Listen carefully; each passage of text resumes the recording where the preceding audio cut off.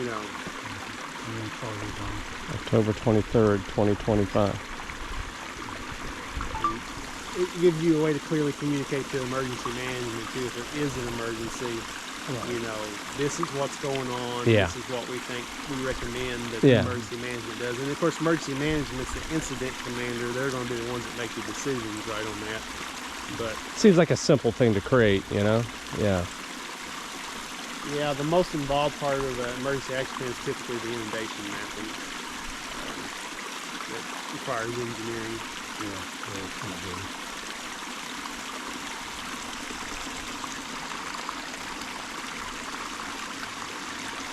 So this isn't a major problem. Okay.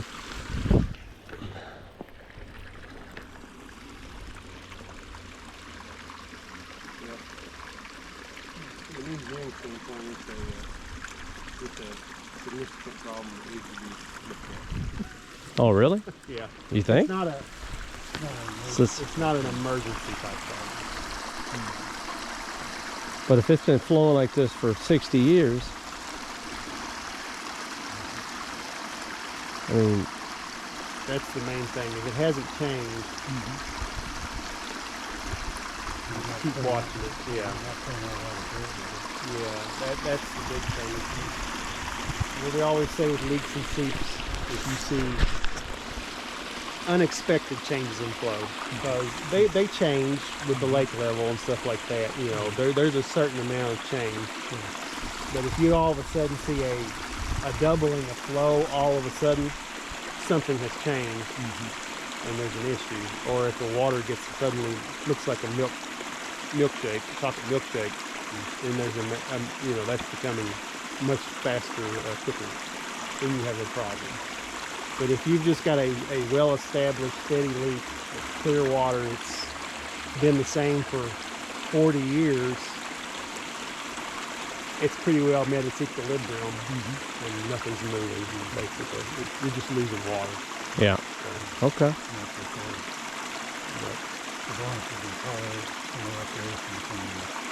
Well, it's not just that, it's the algae. This is causing, the more water we lose from leaks, it's causing the water level to drop, so it's causing algae. also, a steady leak like this can be steady for 40 years, and then tomorrow you come out here, well, now there's a problem, right? So that's why we say you need to keep an eye on it, monitor it. Yeah. Because just because it hasn't changed in 40 years doesn't mean it's not going to change tomorrow. Yeah.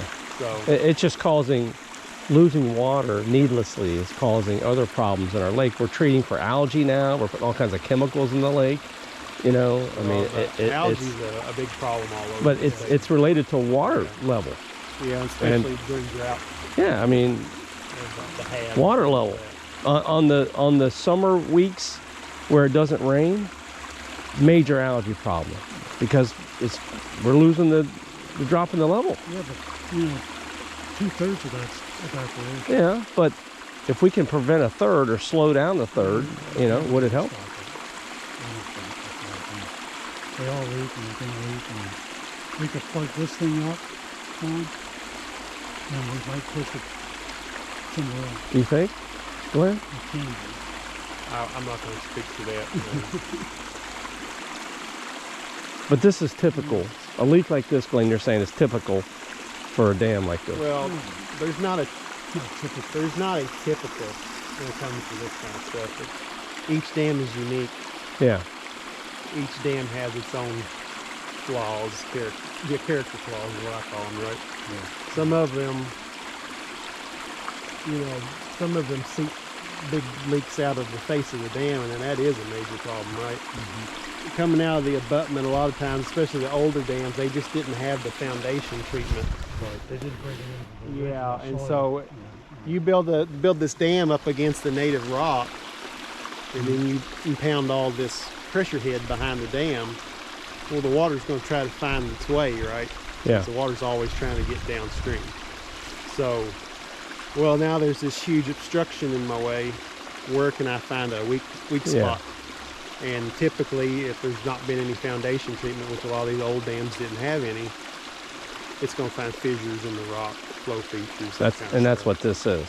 This is, well, you can't say for certain, but this appears that way. Yeah. This appears to be more of a rock fusion type, a solution channel type flow. Which is typical of an earthen dam.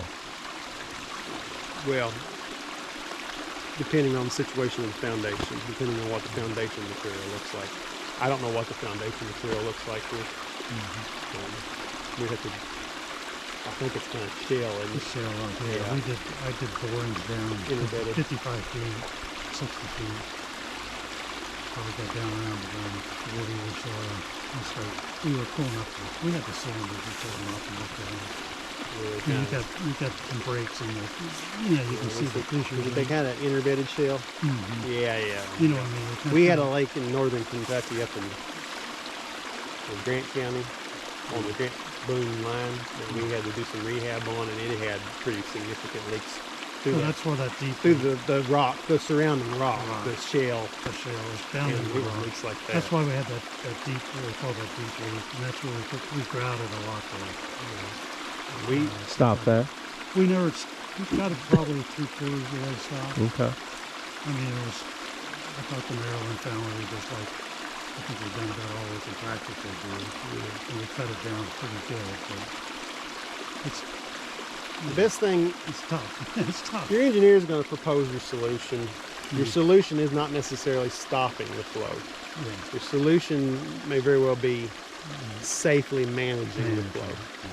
From a dam safety standpoint, I'm not talking about maintenance of the reservoir, that kind of thing. I always think there's 2 points. There's the recreational side of it, and then there's the safety side of it, the dam. Protecting the dam, and giving us enough water to do what we need. And all we conduct is a visual inspection. We don't do a deep dive, borings, that kind of thing. So we can't see what's going on inside the dam, right? We just look at, does the dam appear stable? Is it well maintained?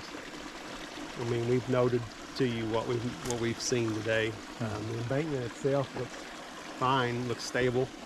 I mean, it's consistent with an earthen embankment of its age, typical appearance.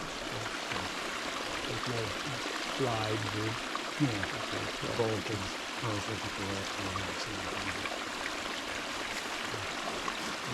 From a modern construction standpoint, it is much steeper than what we would build today. That's what I was Oh, really? Yeah. You'd bring. Not only for stability, but also for maintenance. For maintenance. Yeah. Try to mow that. We typically would build a downstream slope to a 3-to-1 so that you can mow it easier. Like I said, this embankment is not showing any signs of stability issues. So Doing a good job. Okay.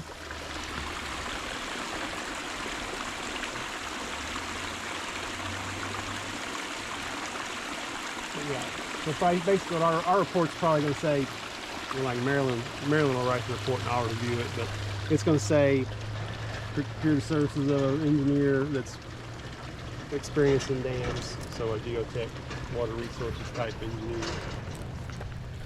to assess the dam, develop a corrective action plan to address the voids and flows in this spillway area, and then this leak over here. Yeah, and then initially we'll probably put a performance deadline on that of 6 months, so June 30. I'll probably give you a little bit extra, maybe mid-year next year, to get all that done and turn it in. As long as you're monitoring it and reporting and everything stays steady, we can work on schedules. So depending on, because I know you all have board meetings, you have to budget, and Well, we got to do. We got to find out engineers and stuff like that. yeah, and that does take time. And then the assessment takes time. Developing the plan They takes got to time. be able to get it into their schedule and be able to. Well, who have we used in the past? That CEC? Yeah, they got fired over on the reservoir. I know who I'd recommend. Well, he mentioned a couple of names. We can't recommend engineers. Yeah.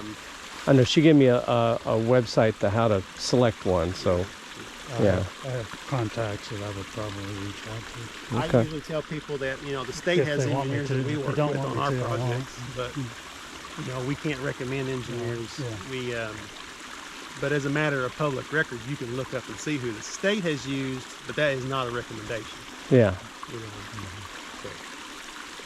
And that doesn't mean just because the states use such and such an engineer does not mean another engineer can't do it as well.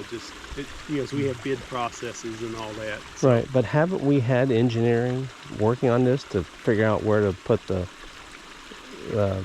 drill and drill the slurry and all that? Haven't we had engineering companies in here? We better move to the other dam if you're gonna. Yeah, we better go. Because we've got other dams. Well, we've had engineering companies in here, right? We have, not the latest one. That's the one that spent a bunch of money on. It's not the one. Was that CEC? Yeah, it's not that. Yeah, they're doing work on the reservoir, right? I don't know what they're doing. Yeah. He wants to move over to the reservoir. That's a whole nother project.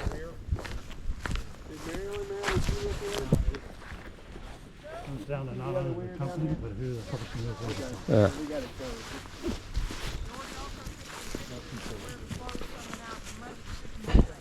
I was trying to figure we better move on to the other dam. The reservoir.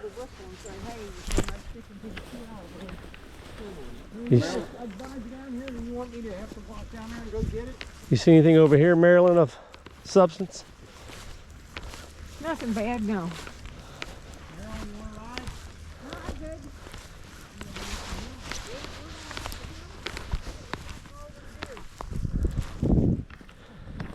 You're not going to make it to 100 if you ride, Marilyn. My dad made it to 96. Look at that big hole over there. I can't get over that. Look at that. That's a big problem. Well, that's more of an expensive problem. But nothing money can't do. If you got the money.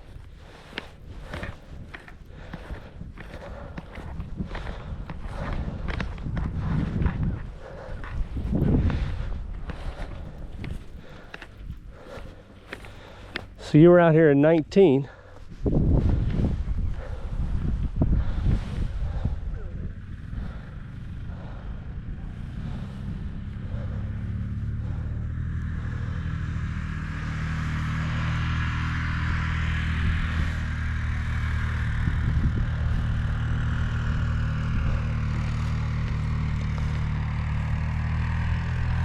The good news is it doesn't need to be replaced, right?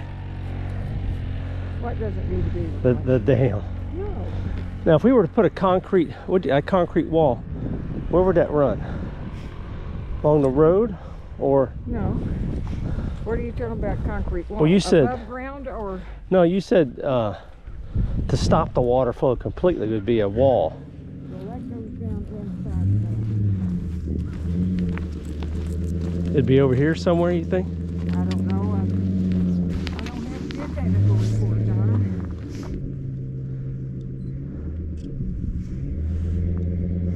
And one thing I don't do as an engineer is Yeah, speculate without information.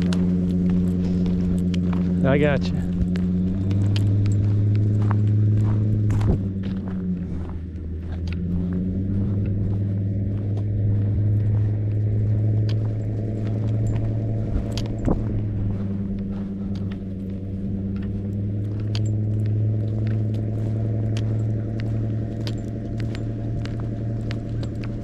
I mean, it's not in horrible shape.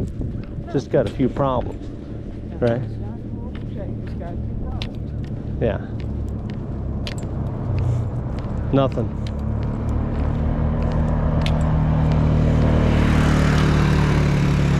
What you've got to remember, it's not a high as a dam. Yeah. So we can live with some problems. You can live with some problems. Yeah. All right, I'll see you over at Deer Lake.